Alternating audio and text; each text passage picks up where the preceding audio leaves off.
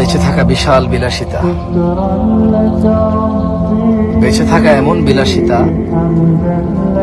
বেঁচে থাকা আল্লাহর এমন নিয়ামত যে মানুষ সুবহানাল্লাহ বললে আসমান আর জমিনের খালি জায়গাটা নেকিতে পরিপূর্ণ হয়। মানুষ আলহামদুলিল্লাহ বললে নেকির পাল্লা ভারী হয়ে যায়। বেঁচে থেকে মানুষ আল্লাহুম্মা সাল্লি আলা মুহাম্মাদ দুরূদ পড়লে 10টা নেকি হয়, 10টা গুনাহ ক্ষমা হয়, মর্যাদা বৃদ্ধি হয়, ওর প্রতি রহমত নাজিল হয় 10 বার। বেঁচে থাকলে ফজরের 2 রাকাত সুন্নত আদায় করলে দুনিয়াতে যা আছে এর চেয়ে বেশি কিছু পাওয়া যায়।